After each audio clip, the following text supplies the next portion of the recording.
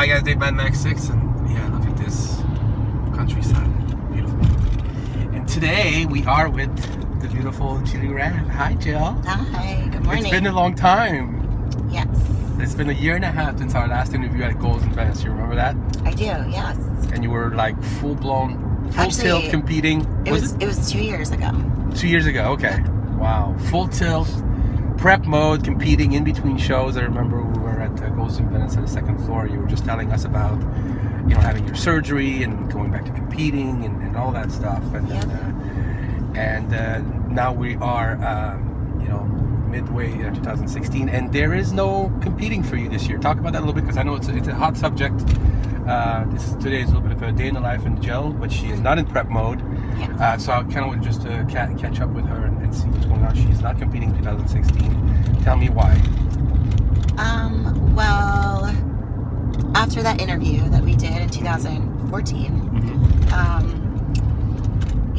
I went to Tampa, qualified for the Olympia, did the Olympia. That year I placed 8th. The year before I was 6th.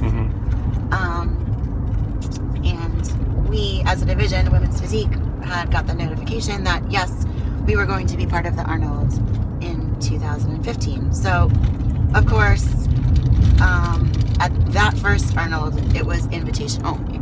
So, of course, I put my letter in, hoping that I would get the invite, but so that would lead for like a very short off season for room to improve. So the coach that I was using at the time, I feel like he mismanaged the time I had, and it was a really rough prep for me. Excuse me. I've never struggled during prep ever in my entire life. Since I started competing in 2007, prep was a breeze. I never had an issue. It was like cruise control, lock and loaded, let's get to the show, no issues. Going into the Arnold, because I was one of the 11 girls invited. Oh, okay, good. I was going to ask. Yep, I was one of the 11 girls invited. Of course. To that first Arnold. At 8 weeks out, I went to my friend CJ Blake, and I went to him because I'm like, dude, I am not where I should be. This is not my body. Like, I don't know what's going on. He took one look at me and was like, whoa. He's like, I don't think you're going to make the Arnold. Wow. You are fat. Yeah. Literally. Ouch. He was like, I've never seen you this, like, unconditioned. Wow. Even in your off seasons. Wow. And he had known me for a long time. Yeah. So basically what CJ had to do to get me to compete at the Arnold, he reverse dieted me into the Arnold. So you did do the Arnold? I did the Arnold, and I placed 7th. That's pretty good. Yep. Considering 8 weeks out you were... But literally reverse dieted. Wow. Like, you don't reverse diet into a show. Yeah. I mean, that alone just tells you how screwed up my metabolism was. Wow. Like, I still get very angry about it now. Because that's not me. I'm usually one of the most conditioned persons on stage. And the judges had always told me, even the first year of the Olympia, when I was in Tampa, before I did Dallas when I qualified, they're like, you're just too shredded. Like, you need to tone it down. Wow. I'm like, it's so hard. I don't know how to do that. I don't know how to do that. So that year, going to the Arnold was awful. I cried for the first time in prep on the gym floor. I broke down crying. I was like, I don't know if I can do this anymore.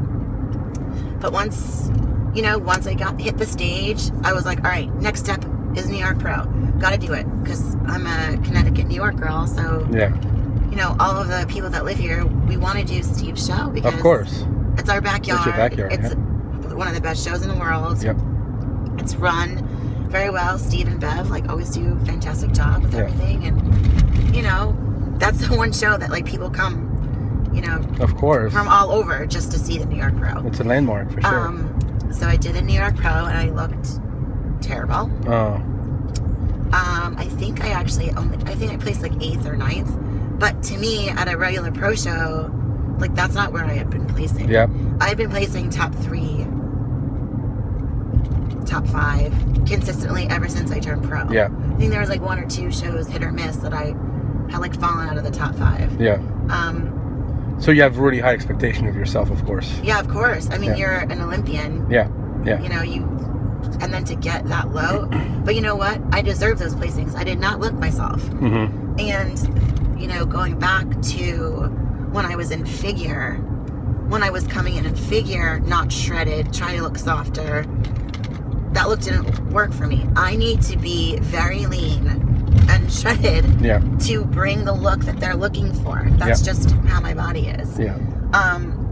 But also 2015, everybody knows they started going bigger, more muscle, fuller, not so much shredded, but really big and full. So of course at the time, after the Arnold, CJ's like, we got to try to get you bigger and fuller. It's impossible. My body was so messed up. My metabolism was so screwed from the year before.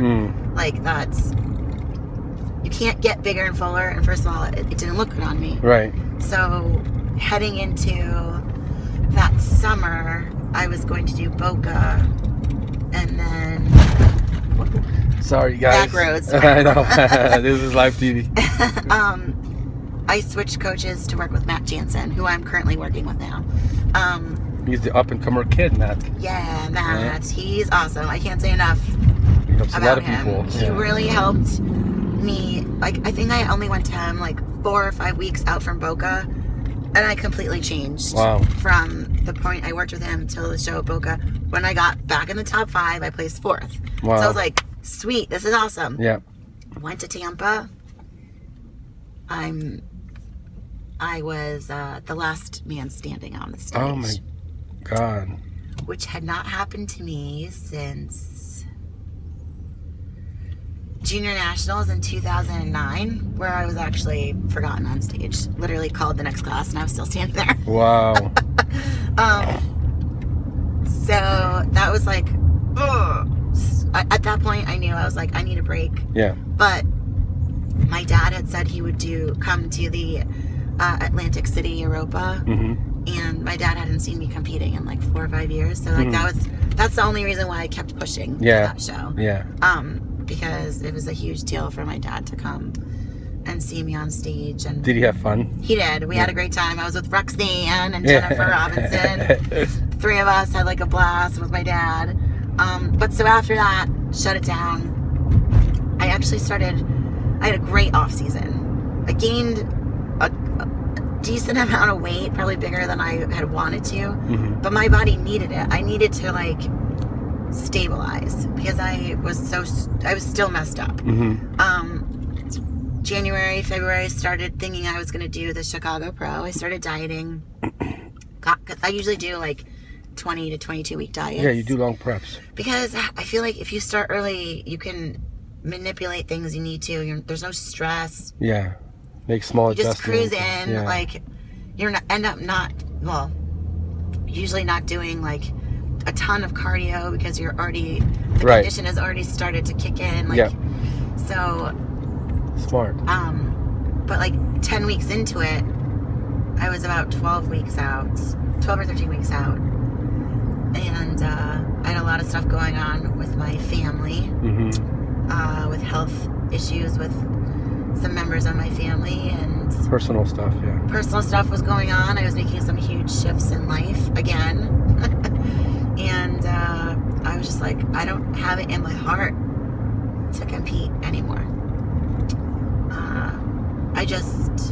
I had always loved getting on stage. It was something I looked forward to. It was part of who I was.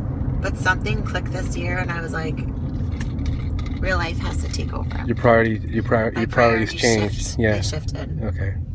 And that's okay. And that's okay. But I also hadn't taken a long break since I started in 2007. So who told you last year to take a break? And you actually told them recently, I took your advice. Was that Bob? It was Bob. Yeah. Because it was at Tampa. Yeah.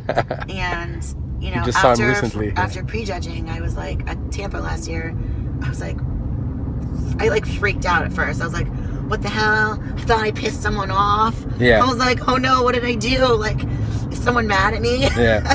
And he's like, no. He's like, can you honestly say you're at your best? And I was like, no, I know I'm not. And he's like, well, that's it. Yeah. You're not at your best, so you can't really be upset. And I was like, oh yeah, okay. Yeah. I mean, he's really smart when it yeah. comes to that, Bob. So. I mean, and plus he's around us all the time. He sees everybody. Yeah. He sees the Right. things, everything. So Yeah. and he had seen me since the beginning. Yeah. So he knew the condition I had been bringing. And then all of a sudden last year, he was like, Something's happening. done. Something's wrong. Yeah. So decided to take this year off, the whole year. Mm-hmm. I will not step on stage until I don't even know when next year. But you're coming back in 2017. Yes. Yeah. I am coming back. Because I think some people are wondering that you're like missing in action this year, and I know we went to Steve recently, and he's like, "Is Jill done?" What's happening? And I said, "No, she's coming back, but you just So I'm glad we talked today a little bit, because I'm sure a lot of your fans, a lot of people that are following you, they're like, "What happened to Jill? What happened to Jill?" So well, it's good. funny because last year Roxanne and I did every show together, Mm-hmm. so it was kind of like Ebony and Ivory together, like all the time. The two of us were like a combo package deal, and everyone this year's like looking at Roxanne like, oh, Where's Jilly? Jill? I know. She's not with you. Like we're attached at the hip or something. Yeah. So yeah, it's so funny. She's like, everyone's asking. And I guess I was also in Chicago for the Chicago Pro to watch Jamie. Yeah, you went on vacation Jamie to Pinder, see she won. I'm so proud of her. I know. It was her 2-year comeback. Yeah. Because she had a lot of health issues. And my motorcycle. And, No helmet. I was out visiting Danae. So people were like, oh, good luck, you're in Chicago. I'm like, no, I'm not doing the show. How but thank funny. you for the support. But hopefully next year, like April, May, All right. somewhere around there. So Maybe New York. We need to get some footage for Yes, sure. yeah. So thanks for talking to us today, Jilly Jill. We actually going to follow you all around Connecticut, all around New York. You are the reason why we're doing this whole East Coast string of video shoot. You lined up everything for us, and we're very, very grateful. The fans are going to be grateful to you, because it's the first time I come here. So you guys say thank you to Jilly Jill for that. And then that's it. It's good to see you again. Thanks. Good to see you guys.